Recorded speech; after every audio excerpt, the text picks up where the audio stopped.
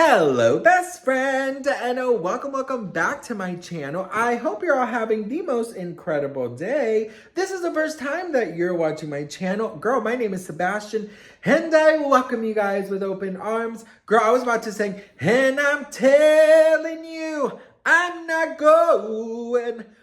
Listen, if you are new, my name is Sebastian. I spill pop culture tea every day. So if you're looking for a new messy best friend, girl, you have found me. So why don't you grab a snack and a drink, get comfortable, because we gotta talk, bitch. Listen, we gotta talk about pop stars who are a little bit past their prime and who are aging, okay? There's this article that I found so incredibly interesting, best friend, that I was like, girl, we have to read this shit together because I just thought that it was so real and so, oh my God, it's so eye-opening. You know what I mean? But before we do, guys, remember that on Saturday's my birthday, and tomorrow I will be celebrating it with you guys at 4 p.m. Pacific Standard Time. So I hope to see you guys there. And girl, we gotta talk because what do you do when your career is going bye, bye, bye? We gotta talk about this.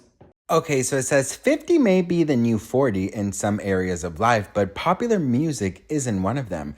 With very few expectations, pop musicians make their most vital work in their 20s and early 30s, and even if they continue to perform to sold-out arenas into their 80s as the Rolling Stones, the fans are largely indifferent to their new music and just want to hear the hits, leading to the seemingly counterintuitive situation of artists with sold-out tours connected to new albums that are comparatively anyway flops. Girl, why do they use so many fucking big ass words? But anyways, girl, translation, fans are interested in the hits, not any new music.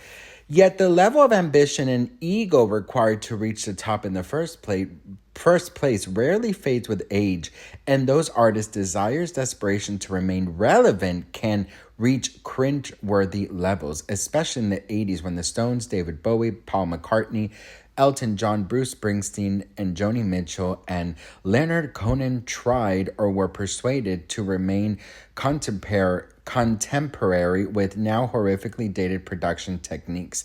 So basically, you know, if you try and you try and reinvent yourself, it can go from, you know, you got this, you did it, you know, or it could be like, wah, wah, wah.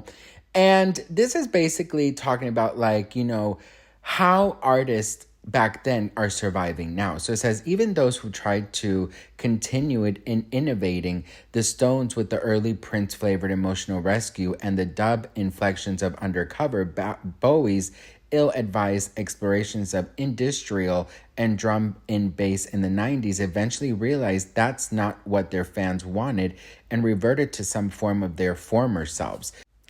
Usually with lucrative results, that's the common model now. At the top of the spectrum, many of the above-mentioned artists enjoy a comfortable lifestyle of multi-million-dollar grossing greatest hits tours in arenas and stadiums, with the new material serving as a bathroom break for the audience. So basically, girl, the new material is not what the fans want. Maybe some of the fans do and they give it a try, but when they're used to these great hits from you, that's what they really want. Look at Justin Timberlake. Look at Jennifer Lopez. For example, look at what it says here. Just Ask JLo, whose This Is Me Now is a self-absorbed and self-financed 20 million multi-platform story of her reunion with Ben Affleck, a romance that was shipwrecked 2 decades ago, largely by Jilly, their vilified 2003 rom-com collaboration. Lopez has focused on film in recent years, and it shows. The 2 films associated with the projects have landed relatively well, but the album, her first in a decade, was crushed critically, debuted at a deflating number 38 on the Billboard 200, and then dropped from sight. Her accompanying first North American tour in 5 years is set to be selling poorly. With Jennifer Lopez, what we talked about is her tour was celebrating her album that nobody really was interested in. So, best friend, very informative, but I do have to give my 2 cents in this, okay? I feel like any aging pop star, right? Especially pop star, I do think that, you know, they have a tougher time evolving with the times, right? You have, Justin Timberlake, allegedly, he's, whatchamacallit, he's struggling to sell tickets to his tour, allegedly. So is Jennifer Lopez. A lot of artists see this, so they do the same route. They go to the Las Vegas route or whatever. Now, especially pop stars that were in such a huge prime, like NSYNC, Justin Timberlake, and Jennifer Lopez, let's talk about all the pop stars back in the day, right? You have, the NSYNC guys, you have Backstreet Boys, you have Britney Spears, you have Madonna, you have Jennifer Lopez, you have Cher, you have all of these people who are entering new eras in their life. Now, I'm somebody that thinks that, there is something very important to remember that, hey, you know what? Age does not matter. Your life should not revolve around what others think of you, right? So I think that you should be able to do what you want to do at any age, okay? I just feel like as long as you're not, disrespecting anybody, or you're not being rude or anything, I say live your best life till the very last day, right? Because I just feel like nobody should ever tell you what you should wear, what's appropriate, what's not appropriate.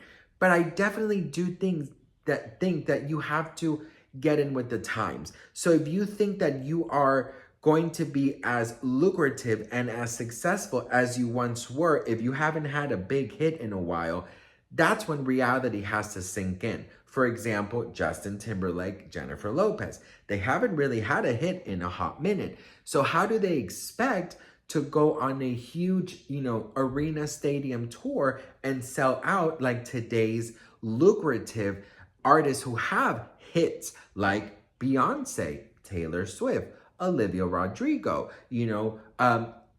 so many people, right?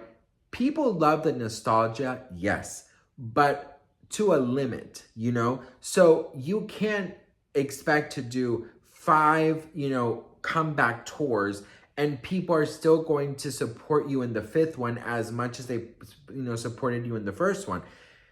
Take the Spice Girls. They have had 2 tours since they initially broke up in 2001, I think, 2001. They did 2007 where all 5 girls came back together.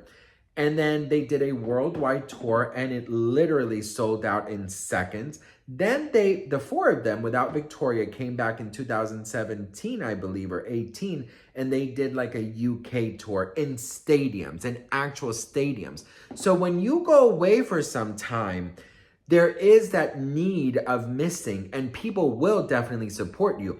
But if you've been dragging out movies and you've been trying and it's just not working out, and then I'm talking about Jennifer Lopez, and then you come back and you announce this huge tour, this movie, this album, you have to just say, hey, hang on, let me, bring it down a little bit and let me see what I can do, right? So had I been Jennifer Lopez, I hadn't released an album in over 10 years.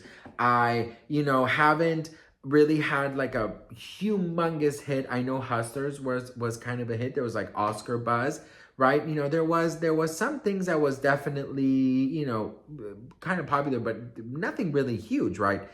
So what I would have done is like come out with like a couple singles, no album, no $20 million movie, stop shoving shit down people's throats, right? And just come out with like a single or two, a fun single, very like on the floor, party club, fun vibe, and then announce the greatest hits tour because she hasn't been on tour in a while. So that, I believe, would have worked out so much better for her. So what I say about pop stars who once were in their height and has calmed down a bit, I say be realistic. Don't shove so many things down people's throats, right? Go with the times, listen to the music that's popular, make it your own, right? If your movies haven't done well, go back to the original formula that worked. So your thing is romantic comedies. Let me do a romantic comedy and see if I can, engage the attention of these, fans again, right? You have to give the people what they want. But if you go too far left and then you become arrogant about it and you still think you're in your height, that's when people are going to stop supporting you. Take, for example, Britney Spears. Britney Spears has not been on tour since 2017 or 2018, sorry. If Britney Spears, especially after everything she's been through, would announce a tour right now, it would sell in seconds. Why? Because people are missing her, the nostalgia, and people want to see if she can actually do it. So the curiosity will get people to buy tickets, right? But if you are shoving down things and down people's throats, people are going to have enough of you, right? So I think that, yeah, I mean, there's definitely room for every artist, but you have to just be with the times. What do you guys think? Let me know in the comments below. Which artist from any, like, back in the day would you love to see in concert? I personally would love to see in concert the Spice Girls. I would love to see the Spice Girls. I think it would be so amazing to see the Spice Girls, and it would just be... so it would be amazing. Who would you want to see? Let me know in the comments. But what do you guys think? Let me know. I love you all so much. Thank you guys so much for watching, and I will see you guys in my next video. Mwah. Bye.